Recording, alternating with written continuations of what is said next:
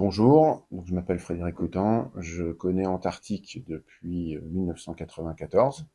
J'ai fait mes débuts en maintenance, puis j'ai évolué vers les énergies, les utilités, responsabilité de maintenance. Tout ça m'a emmené sur les énergies, les économies d'énergie. On a mis en place ce poste en 2011. En 2014, on a suivi la mise en place de l'ISO 50001. Et mon activité a évolué vers des travaux neufs et des activités transverses, type énergie et eau. Bonjour, moi c'est Grégory Lubin, je suis coordinateur de performance au service Siroprix. Je suis en Antarctique depuis 25 ans. Je m'occupe de la préparation du process, tout ce qui est recettes de NEP, recettes produits, recettes pasto, et plus particulièrement la partie NEP. L'Antarctique fait partie d'une des cinquantaines d'usines d'Intermarché, sous le couvert du pôle industriel Agro-Mousquetaire, qui est réparti en 6 pôles. Nous faisons partie du pôle saveur, l'une des plus grosses entités de cette activité liquide, et nous produisons 325 millions de litres par an de boissons non alcoolisées.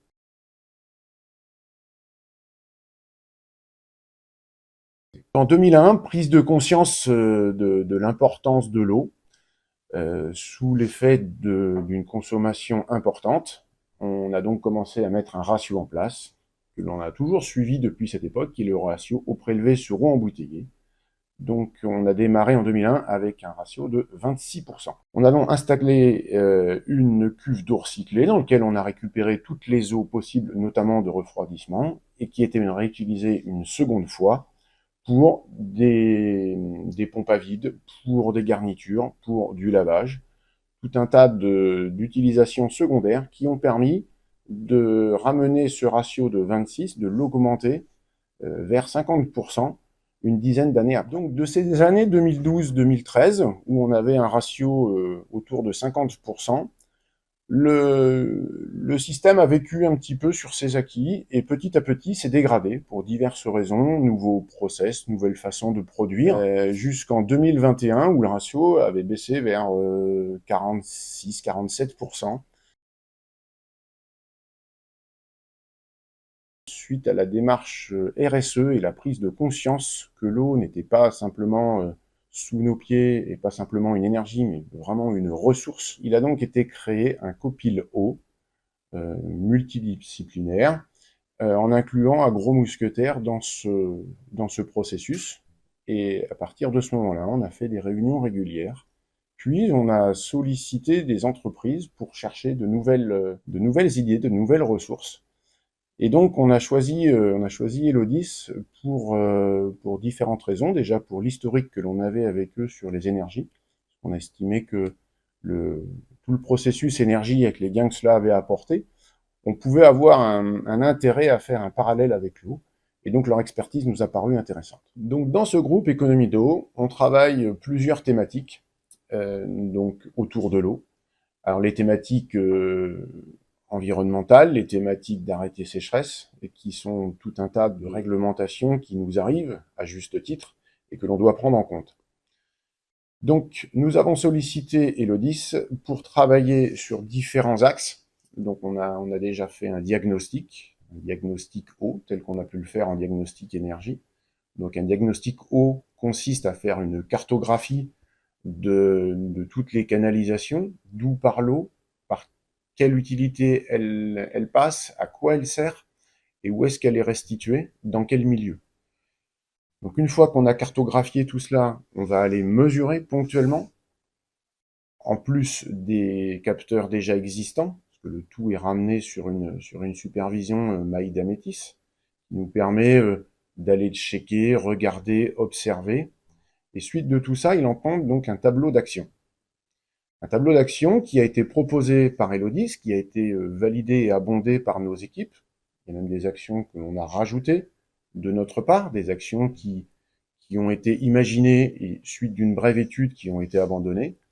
Enfin bref, en tout état de cause, le groupe aujourd'hui de pilotage eau a pour mission de maintenir à jour un tableau d'action, de les prioriser, et on les prend dans l'ordre de facilité.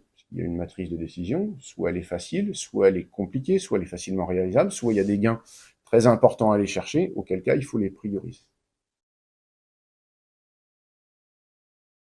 De cette cartographie, on est rapidement arrivé sur les volumes consommés par les NEP, qui représentent plus de la moitié des volumes d'eau utilisés par le site. Donc pour se pencher sur les NEP, il faut déjà comprendre réellement comment ça fonctionne, tous services confondus.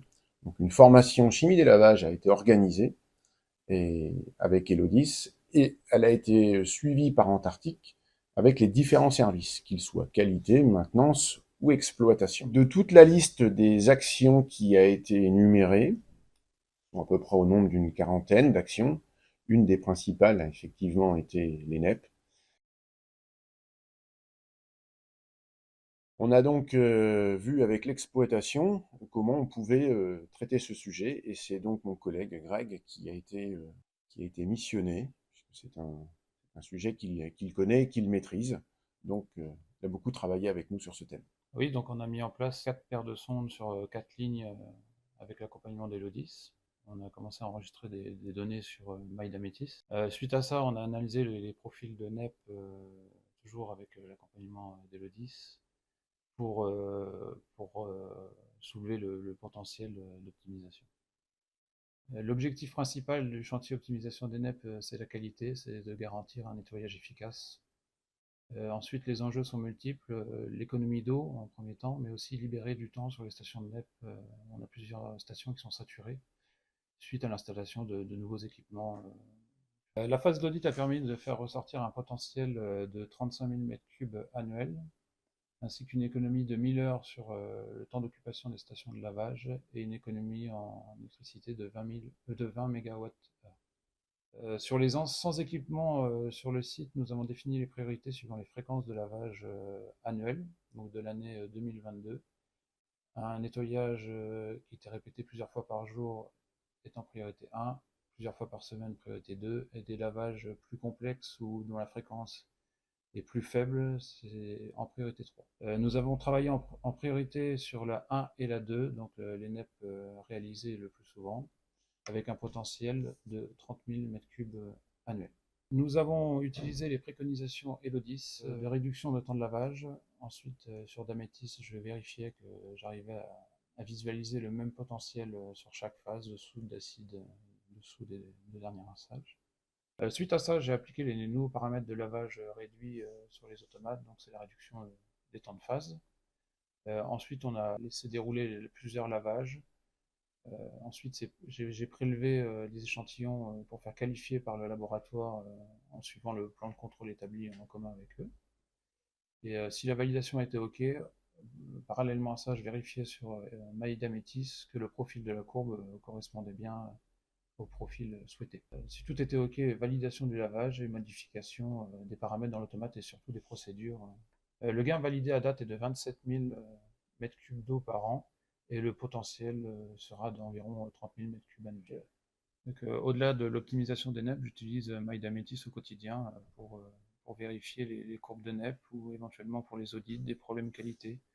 Ça permet de revoir les profils de courbes et revoir ce qui s'est passé avec un historique bien précis. Donc la somme des actions qui ont été réalisées, donc une principale que Greg vient de vous exposer, nous a permis de passer en 2 ans, de 48% de ratio d'eau prélevée sur embouteillé à 54% à date, sachant que 1% de gain, c'est 13 000 m3 d'eau. Nous avons fait le choix de gérer le cycle de l'eau comme l'énergie, donc de l'insérer et de le rentrer dans le support MyDametis. Donc toute la cartographie qui a été faite au préalable en audit, nous allons la positionner sur des synoptiques dans Dametis, ajouter des compteurs là où il en manquait, qui sont aussi issus de certaines actions, afin de compléter toute la cartographie. De ces synoptiques et de cette cartographie, MyDametis est en mesure de sortir des rapports, de sortir des ratios, de sortir des indicateurs. C'est grâce à cela où mensuellement, on va suivre toutes les consos d'eau et qu'on va pouvoir gérer notre amélioration continue sur ce thème.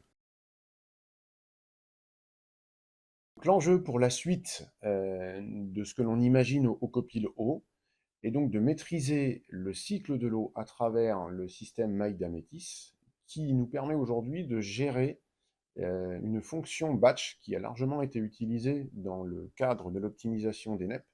Donc ce batch permet d'aller chercher avec un clap de début et un clap de fin une portion et non avoir des données qui s'étalent dans le temps. Ça permet vraiment de cibler sur des moments répétés, type un OF, type un produit, afin d'aller optimiser réellement cet